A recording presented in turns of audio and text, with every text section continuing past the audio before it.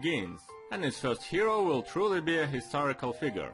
This plane is no longer widespread today and it can rarely be seen, but at one time it was one of the kings of the sky and the most important milestone in the history of the aerospace giant. Boeing 707 is a 4-engine single-aisle jet airliner developed in the late 1950s. It is Boeing's first commercial jet aircraft. In the glorious days of the end of World War II, Boeing was one of the world's largest developers and manufacturers of heavy military aviation, well known by its B-17 Flying Fortress and B-29 Super Fortress bombers. Later, with the beginning of the jet age, the same company created a new generation of B-47 Stratojet and B-52 Stratofortress strategic bombers. Oh yeah, these guys loved the word fortress.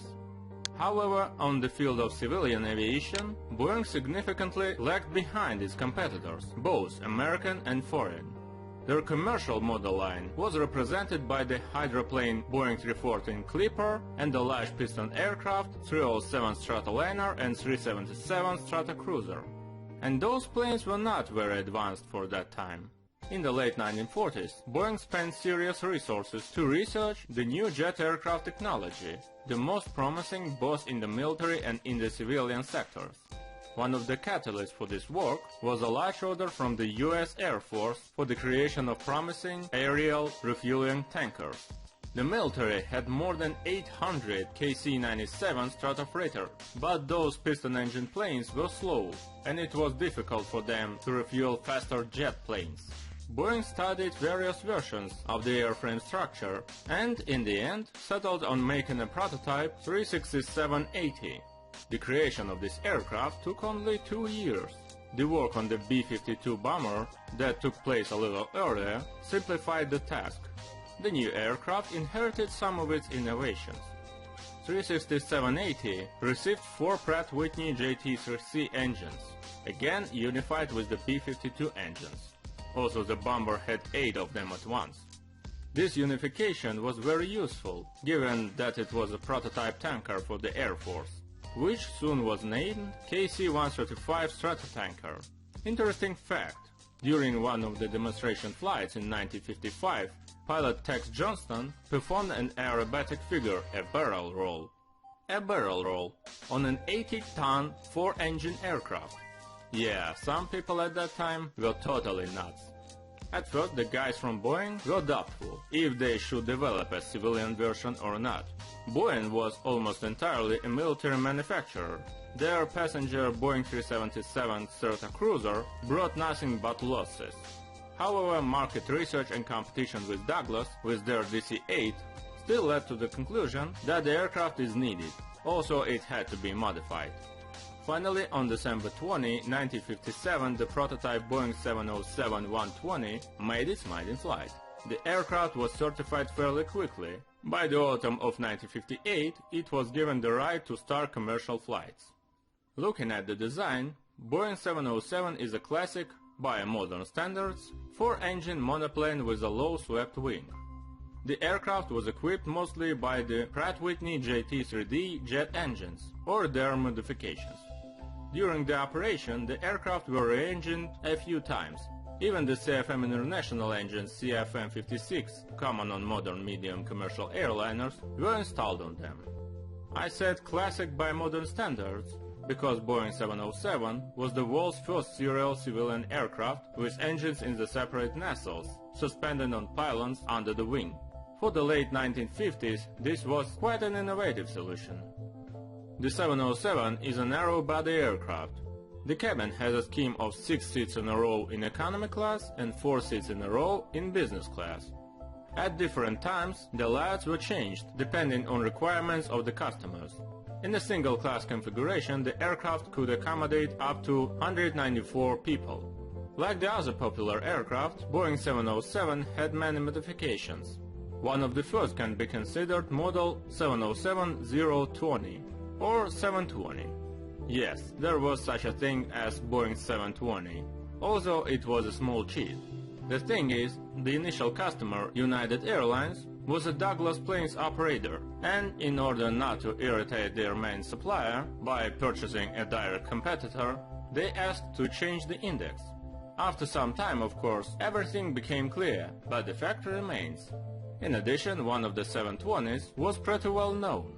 A private board named the Starship, for a long time, carried celebrities and rock bands, such as Led Zeppelin and Deep Purple. So, it periodically turned into a flying nightclub. Nevertheless, Boeing 720 was exotic. The basic aircraft was model 707-120. The plane accommodated up to 189 passengers and was equipped with JT3C engines. Another popular version, 707-320, received a proud name Intercontinental, just like a distant hire of our time. Its fuselage was 2 meters longer and JT4A engines had additional thrust. Besides that, the aircraft received increased fuel tanks and therefore plus to the range. Later, during the 320B model creation, the aircraft became heavier and even more efficient. Model 707-420 was developed for the Europeans. Aviation authorities of the Old World demanded to increase reliability of the aircraft in the event of a single engine failure, which led to the modification of the airframe elements. In addition, the Pratts gave way to the British Rolls-Royce Conway 508 engines.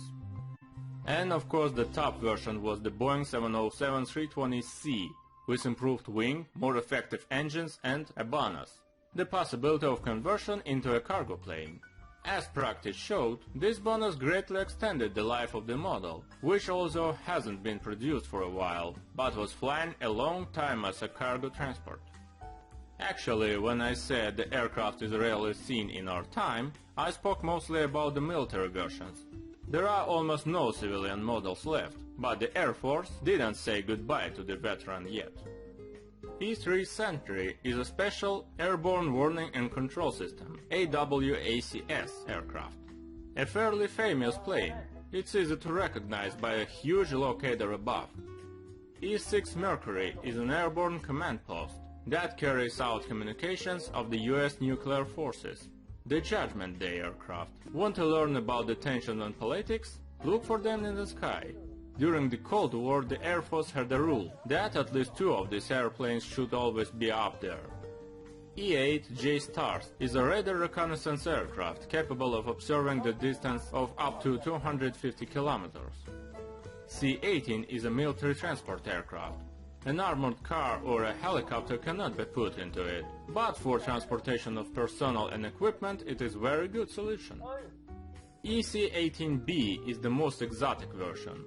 It was used to monitor and control the tests in the air, rockets, airplanes, weapons and other experiments. For this work the guys from Boeing had to replace the standard radar with a 2-meter locator hidden behind a huge fairing inside the nose. And of course, do not forget about the Air Force One. Before Harrison Ford killed all terrorists on his Boeing 747, the main president board was the VC-137C. A pair of such aircraft faithfully served the American presidents, starting with Dwight Eisenhower and finishing the service with George W. Bush. Actually, the modern livery of the Air Force One was developed at the request of Jacqueline Kennedy. Well, okay, enough with the modifications. Initially on the market, Boeing 707 was failing behind its main competitor, Douglas DC-8. Basically, the customers didn't trust a not particularly proven manufacturer. It's funny, huh? Boeing not a proven manufacturer. Nevertheless, Boeing 707 turned out pretty good, and the company showed that it's capable of making good commercial airplanes. The largest customers were Pan American and Trans World Airlines. After them, many of other airlines in the United States and Europe followed.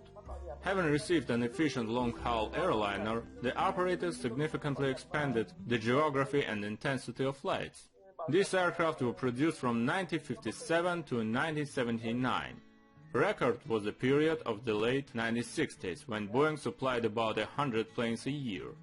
By the 1970s, the air transportation market has grown significantly. The intensity of flight and volumes had reached such a level that airlines need more spacious planes. As a result, on most commercial destinations, Boeing 707 gave way to a new generation of wide-body aircraft, the leader of which was the jumbo jet Boeing 747. So, just like that, The 707 was quickly replaced from the parks of airlines and continued to operate only in the third world countries. Passenger flights in the United States ended in the early 1980s, and now in the American sky only John Travolta is flying on it. Nevertheless, the military are still using this aircraft quite actively. A total of 865 planes of the model 707 were delivered. That's all for today. The Boeing Marathon will continue next week. And for now, like and subscribe, and write in the comments what do you think about this glorious veteran. Fast flights and soft landings to you. Bảo hiểm thì bây giờ ví dụ như mình mua bảo hiểm thì nó phải có cái thời gian này, cái gói bảo hiểm này, rồi là cái quyền lợi của mình muốn như nào, chẳng hạn như là mình đóng càng nhiều tiền, quyền lợi càng nhiều trong cái thời gian